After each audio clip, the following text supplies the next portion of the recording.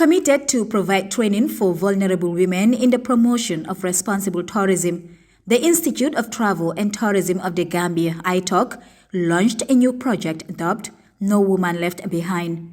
30 vulnerable women benefited from this training, which is expected to enable them secure sustainable jobs in the tourism sector. Sheikh Tijan Nyang, head of ITOC, highlighted the significance of the training program targeting only women. Our institution, together with our committed partners in Spain, are all geared towards providing training for vulnerable women in the promotion of responsible tourism. This program that we are about to launch today will meet the specific needs of the local tourism industry and will also provide skills and employability of these students. ITOC was established in 2008 with an objective to support youth in tourism education for more and better employment opportunities.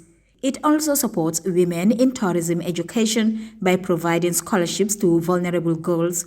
Dr. Adama Bah, project coordinator, No Woman Left Behind, said the laudable initiative will help participants to be self-employed, thereby reducing the unemployment rate in the country.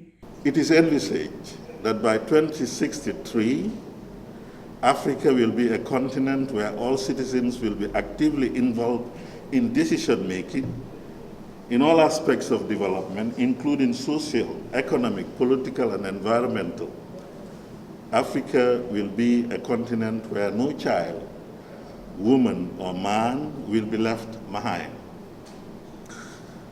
For this cause, we wish to contribute positively to this call of the continent, hence this cause. Women employment is a critical enabler for sustainable development. In spite of the growing recognition of the differential vulnerability among women, as well as the unique experience and skills they bring to development efforts, women still have less economic and political or legal influence. It is no doubt that this project is going to provide a workforce for the tourism sector. The project is also supported by Women's Platform of the Gambia, which is responsible for selecting and training participants on human rights and gender issues. Tabusar of Gender Platform and Dr. Cherno Omar Bari of National Human Rights Commission hailed the Institute for the initiative, which they described as a step in the right direction. You can count on the Gender Platform for continuous support throughout this noble process. The platform will give maximum support because the platform recognizes that young people in the Gambia, especially young women, face more constraints in joining the labor force compared to young men due to the factors of low level of education, as I highlighted earlier on, and skills.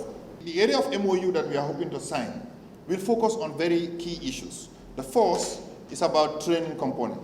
We will need to work on getting their staff trained, but also sharing the knowledge on human rights issues with regards to their work. That is very important. The project is expected to enhance socio-economic empowerment of participants and to inspire others.